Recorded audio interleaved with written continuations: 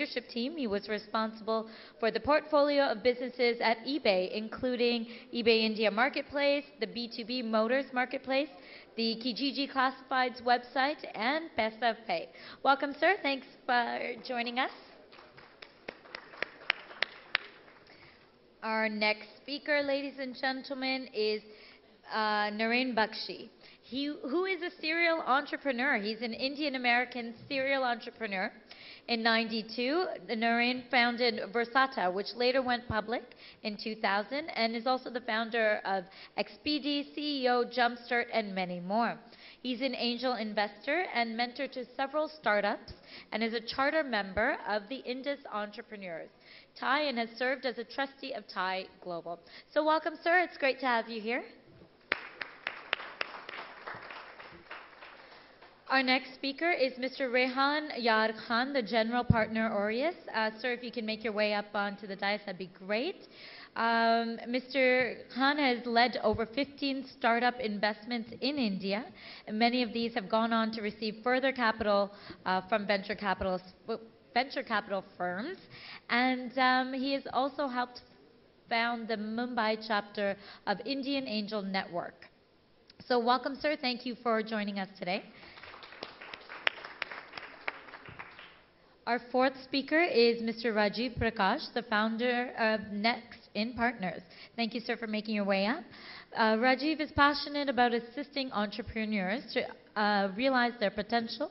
He's a corporate entrepreneur with over 20 years of new business development and leadership experience gained at Cisco, Future Group, Arthur Andersen, KPMG, and a portfolio of successful startup ventures. Welcome, sir. We look forward to having you here.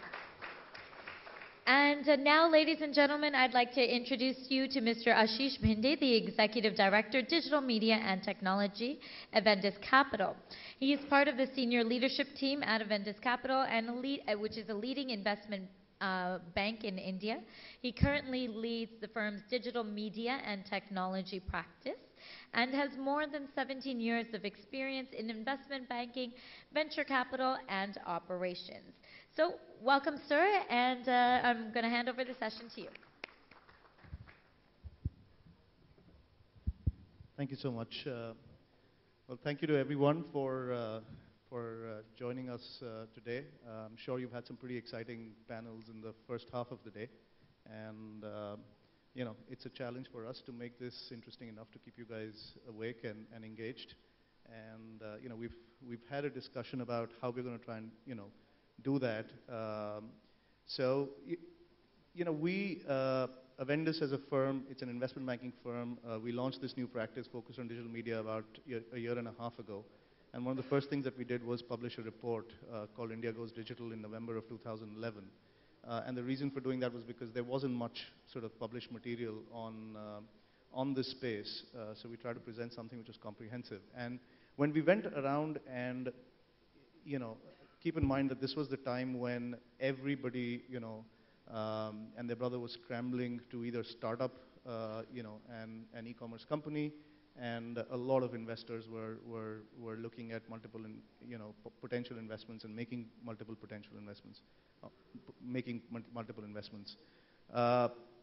and in that particular year, almost $400 million of capital got invested, and various people raised capital right from their at the seed level to the Series A to Series B, and a few at the Series C level as well. I think 2012 has been a very different year. The quantum of capital that has been raised is just shy of what it was in 2011, but that doesn't tell the whole story, because a very large portion of that capital that got raised by one or two players.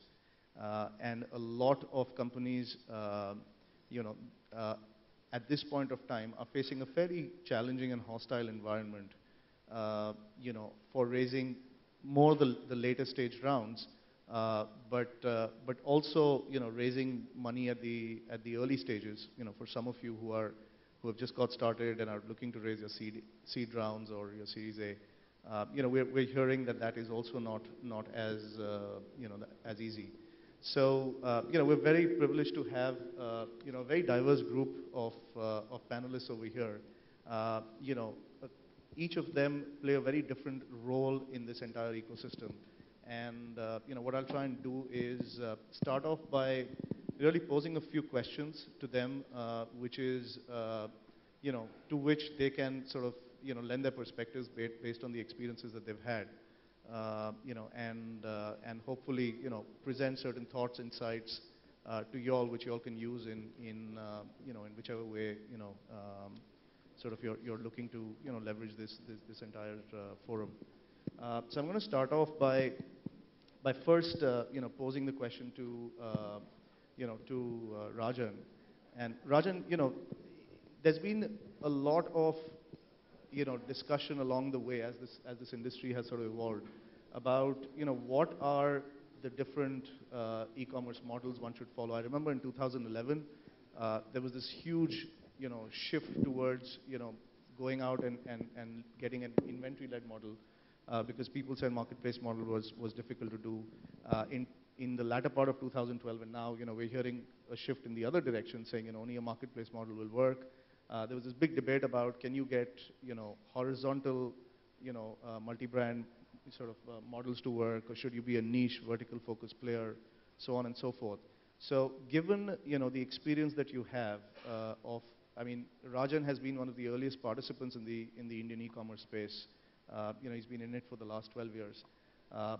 He's been an entrepreneur. He's led a large platform, and you've been looking at and investing in companies, over the last few years.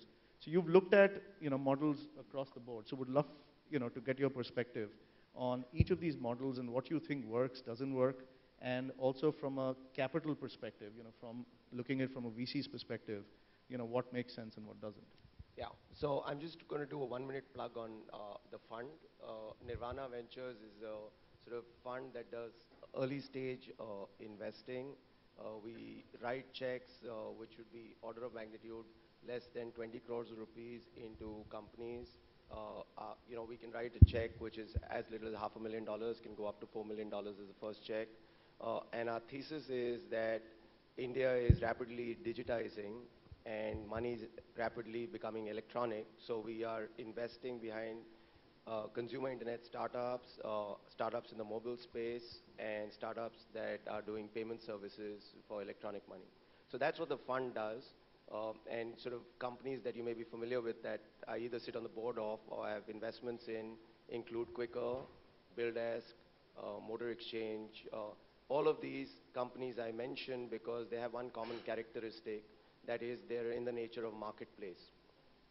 So what I'm going to do is I'm going to pick up from where Ashish left off and provide some flavor for sort of these two words that you'll often hear, marketplaces and sort of inventory-led models in e-commerce. So I think, the starting point of this is that, go back to the late 90s, there were a few models that emerged out of the US that were successful. The most visible examples were Amazon, which we'll call the inventory-led model, and there was eBay, which is a marketplace-led model. If you think about the amount of money it took to build both of these companies, they were very different. It was $1 billion before Amazon reached break-even, and it's probably 7 years into its life. And if you think of eBay as a company, it was built on, I want to say that the total amount of money they raised from venture capitalists was less than $25 million, and not all of it was used as they built out scale. And the reason I make this point is marketplaces are capital efficient. Inventory-led models are capital hungry, but have a role to play.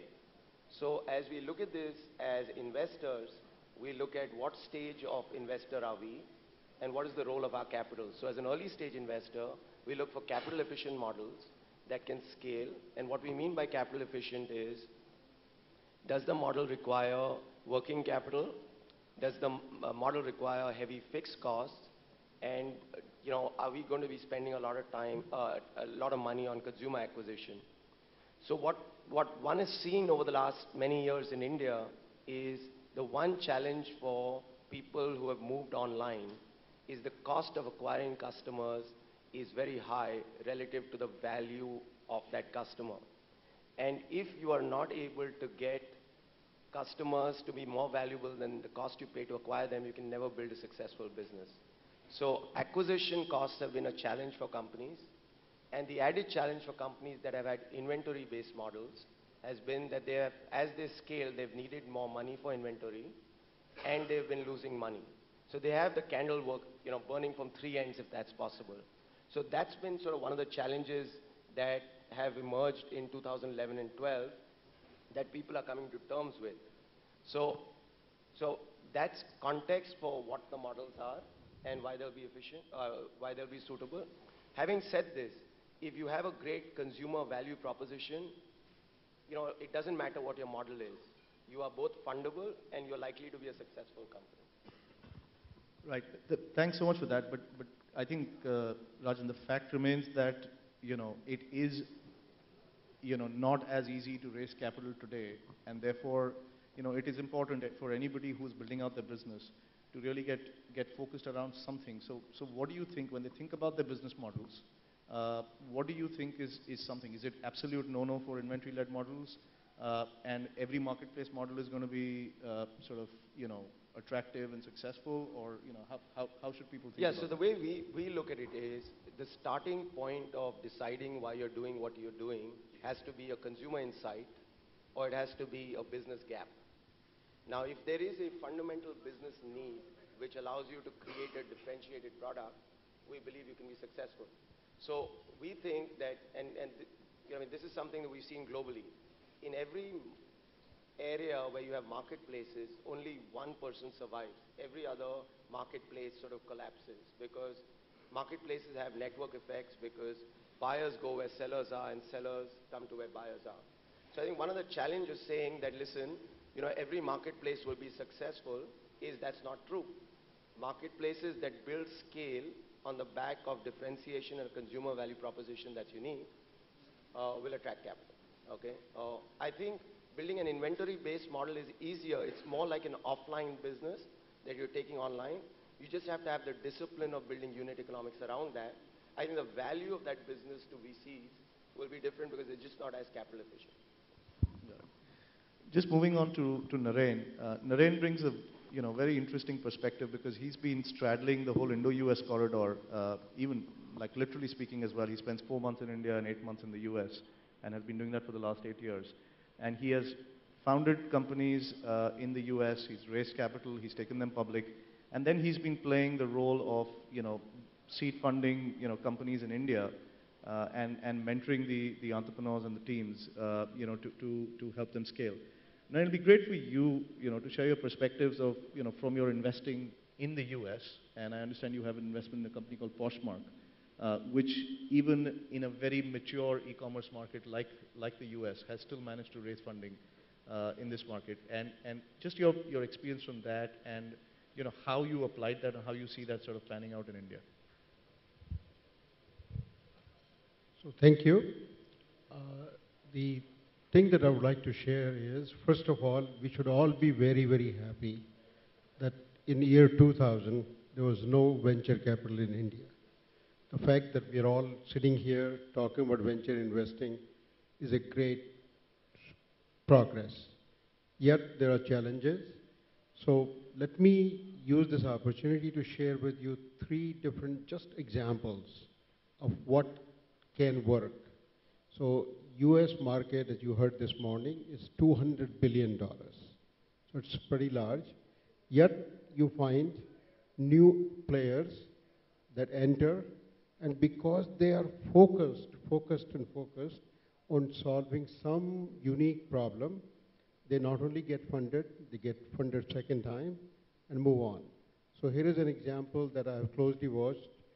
That is a company called Poshmark, which was founded by Manish Chandra. He had already built a social shopping company called Caboodle. So when he came up with this new idea, even before he could write his business plan, he got $4 million of mostly angel but also Mayfield Ventures. Now what are they doing? If you go to their website, it says fun and simple way to buy and sell fashion. Fun and simple way to buy and sell fashion. Shop the closet of women across America and sell yours too. And what does that mean? Just think in Indian context. Every woman, upper middle class, has thousands of saris sitting in their closets. Similarly, in US, you'll find closets full and full and full of fashion goods. So if you can find a way to simplify something that you bought for $2,000, you used it for a few times, and you can just quickly sell. So here is a company that just started focusing on this one simple thing, and only started with iPhone, nothing more, and made it so easy that if you go to their website, they claim that list whatever you want to sell in less than 60 seconds, and then are able to go to 30,000 locations and are able to create parties where women participate in these discussions, and they have $100 million of inventory any point in time available from women across the board. Now here is a company, because it's sticky, women are coming and coming and coming. They spend 25 minutes a day. They open their app 7 or 8 times. Because of that, the company appears to be on the path of billion-dollar company very rapidly. They just got last month another $12 million of financing from yet another top ventures, Menlo and so on. So what are they doing? They just picked one simple problem: focus, focus, focus. Let me give you just a couple other examples. There is another company you'll be hearing from the CEO here, Manoj Chandra. He has focused only on one little niche. I thought it was a little niche, allschoolstuffs.com. So all they do is, every woman knows when their child goes to the class for next year, they need to buy things. So they just created inventory, thousands and thousands of products, and only focused on that market. They only raised 2 crores of money from angels. And they're already on the path of 4 crore revenue that is going to be at the path of 20 crore very rapidly, and now VCs are going to chase them. So again, yet another example of what is happening. The third example is that not everything exactly that succeeded in US will succeed in this country. So I know of a company called shopclues.com. So 3 couples from US, one a research analyst top that was covering every single internet company you would ever think of, Yahoo, Microsoft, Google, and so on. So he understood the market, joined hands with 2 people from eBay, moves to India, and customizes eBay kind of model for India, and is making rapid progress. So the point I'm trying to make is, there is a room for investment, but only if you can find, as Rajan said, something very unique, something very, very unique that you perfect. And final thing, since I have been living in Silicon Valley, is that the connections that exist today between Silicon Valley and India is deep, and is going to remain deep, because lots of innovation is happening on both sides. So with this, let's move on.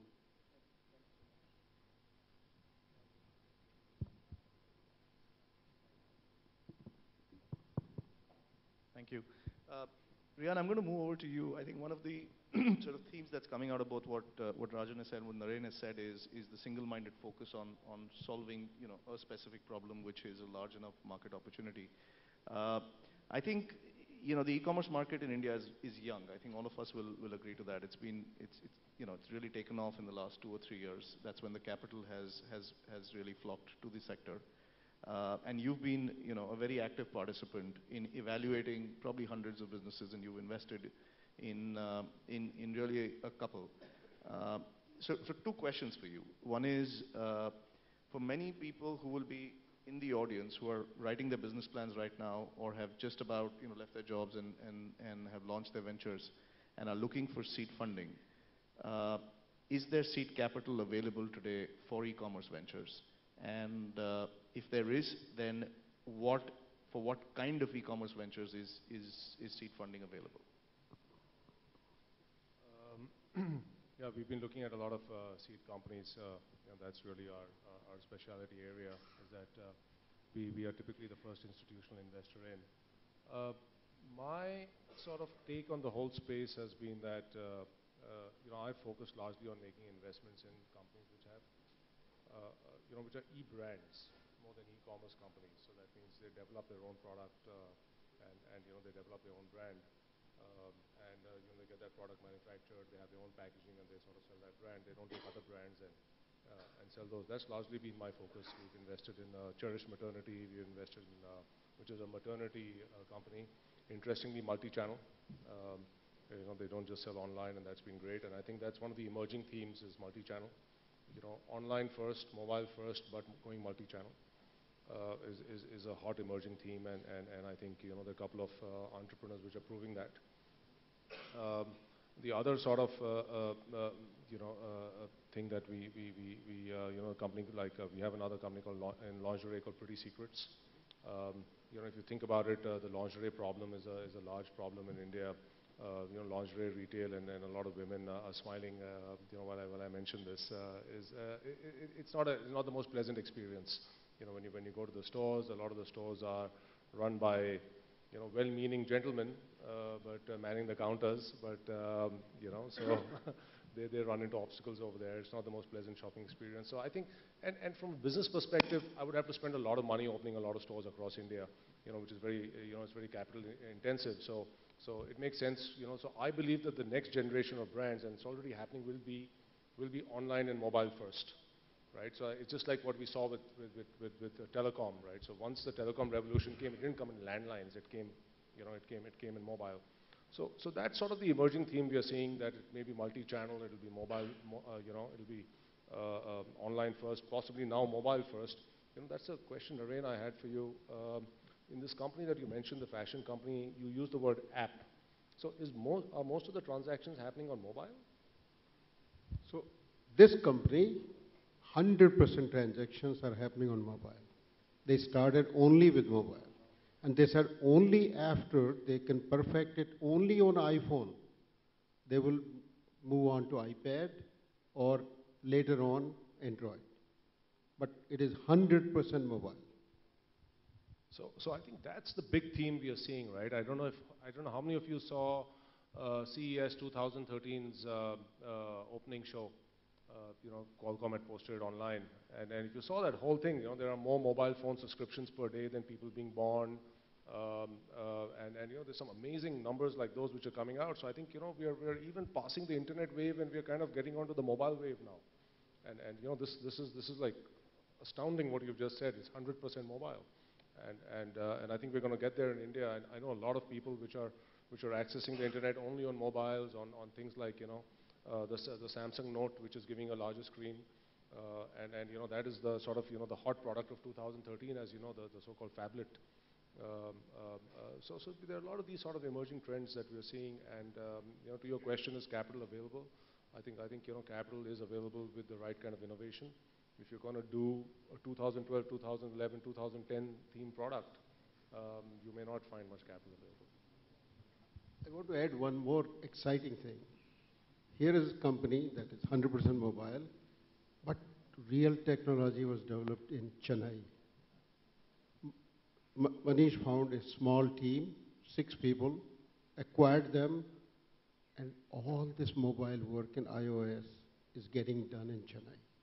So just think, our country does have the technology. It's a question of how to apply it. Great.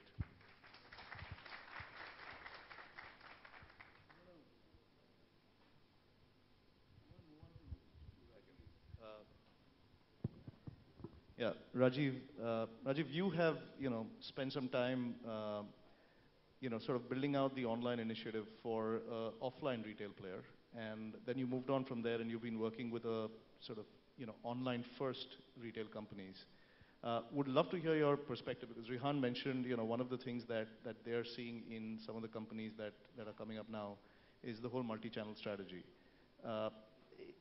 I'm sure there are people in the audience who have a small sort of offline retail business who are figuring out their e-commerce strategy and what to do and how to do it. So what would you say is the way that they should approach, and I know there's been a whole panel before this, but just your perspective about how do you differentiate yourself and how do you approach taking your offline business online? And the second thing is, as you've gone out and worked with these various sort of e-commerce or online first retail companies, what have you seen in terms of, some of the critical success factors, that can be imbibed? Yeah, thanks, Ashish. Wouldn't want to steal the thunder away from the subsequent panels which are about offline to online. So I'll just bring in more, some experiences, okay, from a VC-ish perspective, because the company which I ran earlier, okay, it had VC funding from Sherpa, Lok, Perkins, others.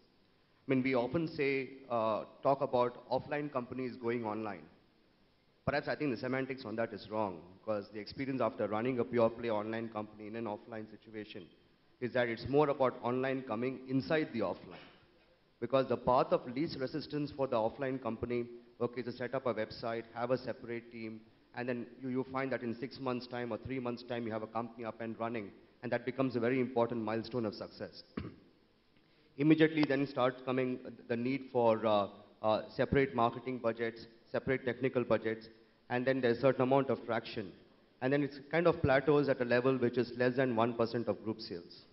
So, while I believe value perhaps lies more in terms of taking the more difficult path, okay, which might appear to be less monetizable purely as an online play, but trying to figure out where all in offline can one apply online.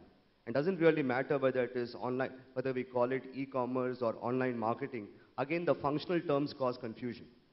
So for instance, if you take at Future Group, I mean, our entire rediscovery of the value of online happened around June 2010, and I have my colleague Manoj Kumar also in the audience, who now runs eDabba, where we actually ran a very large offline promotion campaign called the Blindfold Sale, and we decided to take a chance of running it online.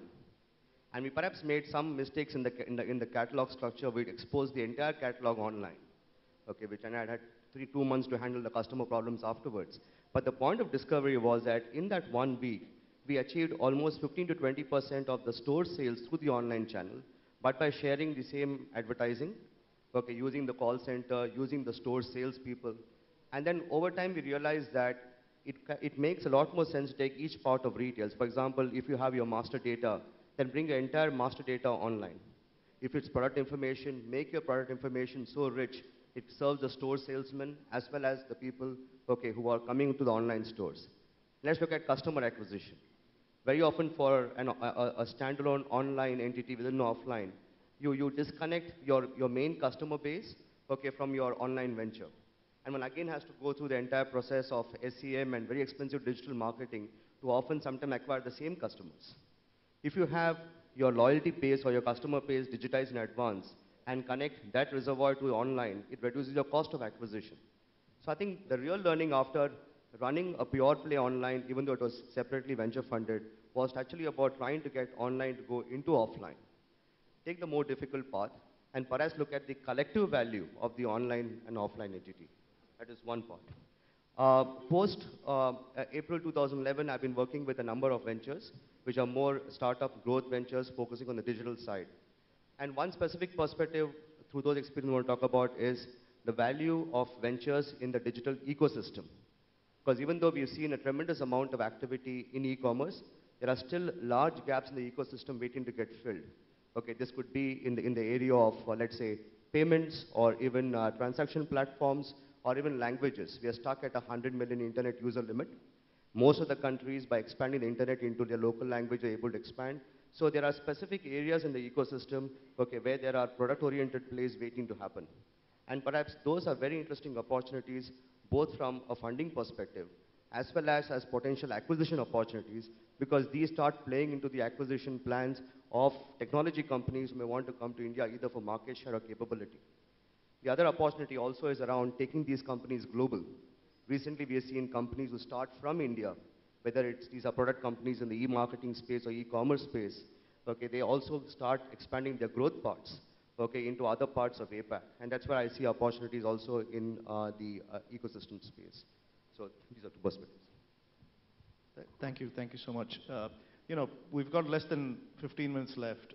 So just one question, and this is for Rehan and for Rajan, before we go to the floor and get questions from there. The catchphrase in 2011 was GMV and growth. Okay, those are the metrics that everybody focused on. And 2012, especially the second half, the only thing you hear about is paths to profitability and contribution margin. Given the stage that the industry is at, how critical is it to, focus on profitability? Is it too early to be focusing on profitability, or it's critical to balance it just because there isn't capital available, or if you believe in something, go for it. Capital will make its way. So, would love your perspectives on that.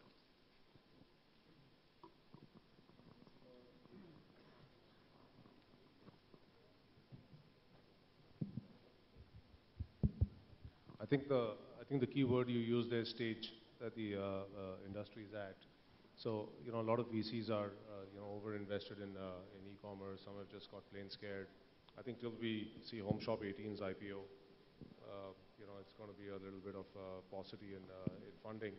So our advice to a lot of our companies and to entrepreneurs that we are meeting is try to hit profitability so that you can sustain for some time.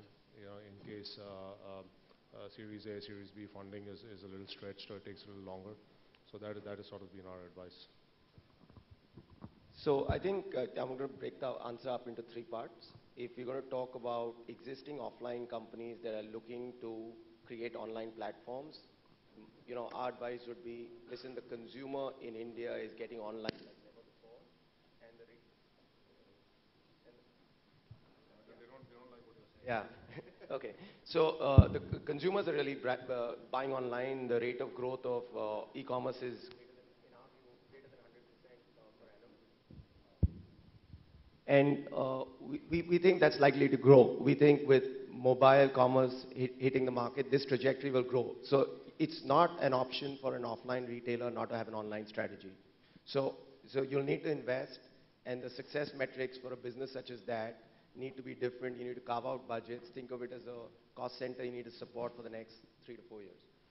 If you think about an existing funded business that is looking for Series B or Series C funding, I think they're in the hardest spot because they were set objectives by their financiers which assume that the momentum of the market will carry. And what we've discovered is very quickly people are saying, we need you to get to break even very quickly. I think those people are most vulnerable because their value proposition is not fully developed. They have existing investors and new investors are asking, in the absence of differentiation, why should we put dollars behind sort of you being so overly funded? I think there's a great opportunity if you're a startup entrepreneur who has a unique insight around the consumer that you want to take to market in e-commerce today. I think you could get funded for e-commerce. So I think the Series A funding could entirely be possible, but it'll come out of a great consumer insight. And the only question we ask entrepreneurs is, listen, you are not going to be able to, with nominal amounts of money, get to break even. So help us understand what you are building, which 18 months from today helps you get more capital. So focusing on the key success metrics, which are not always revenue, which are not always profitability, but often consumer acquisition, solving for unit economics, that's really sort of what we guide startup entrepreneurs towards. Yeah. Thank you so much. We're now going to take questions from numbers on the tip of my fingers, but I can send you that slide offline. And in fact, I'm happy to send it to the organizers. But roughly, there are more than about 400 companies that have got some stage of funding from a seed to a Series C. But if you look at the Series C and D, that number falls off to less than 5. And therefore, there is a large sort of bucket of companies that are waiting to go from seed to Series A to Series B to C and D. So order of magnitude, $500 million got funded in the last 18 months. $500 $500 million in the last 18 months. million got invested in the last 18 months. Yeah.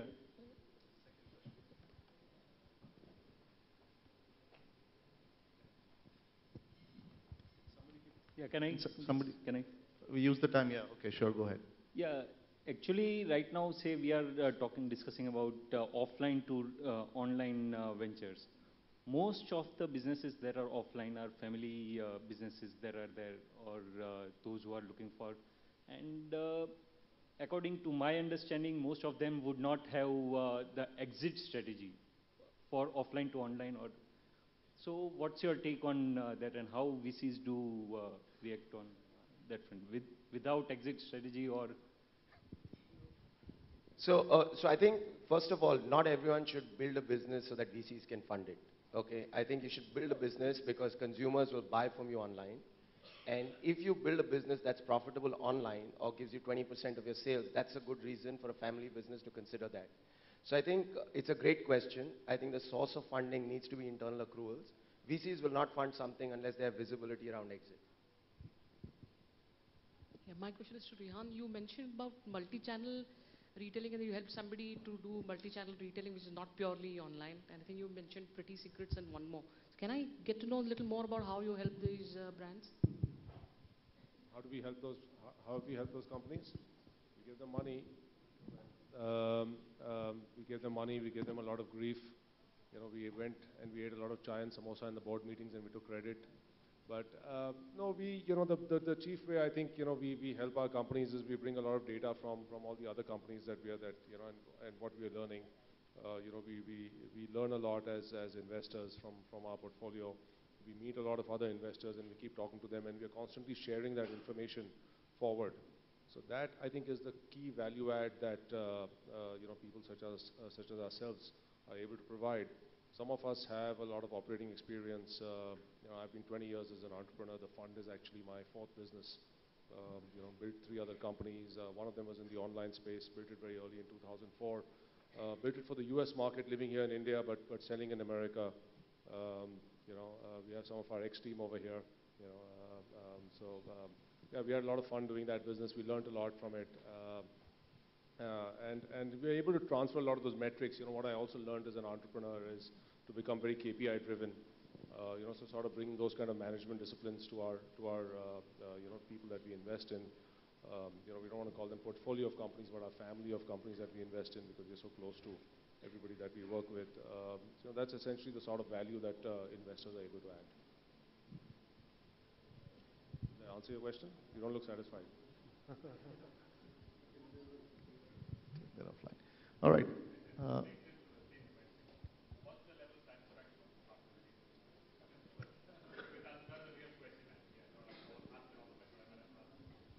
So I think it's fair to say that people are holding their breath, trying to figure out what is going to happen coming from these investments. I think there's some great companies that have been built. Sort of just to be neutral, I won't take any names, but any of us who use e-commerce in India, we've seen great companies built out in the last 4 years. I think the question everyone's asking is, can you get to unit profitability in a world which was like an arms race? I think that arms race is over. People are trying to figure out sort of unit economics that will work. We think we'll see another wave of capital where the strategics will overinvest. We think financial investors have the appetite. I think there's some concern around regulation of e-commerce in India, and that might trip up things. But otherwise, I'd say it's cautiously optimistic with lots of M&A activity in the next 12 to 24 months. Let me make one last comment, and that is about this conference. Startups can happen in any field. Let me share, since I'm mentor for these young 2 people. Can you stand up? Amit and Ashish.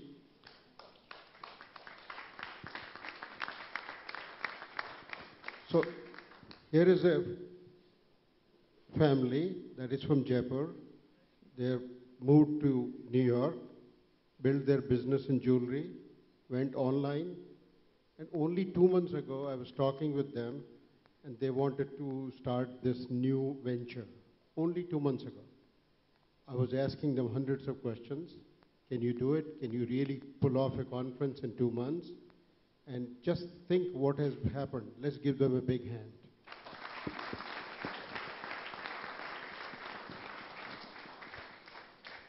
Thank you. Yeah. So I think we've run out of time just now.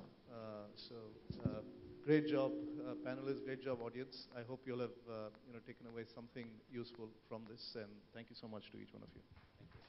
Thank you. Thank you to our moderator and all our panelists. I would encourage the delegates to definitely make use of the networking time that we have to talk to them and take your questions offline. Sorry to have to cut the session short.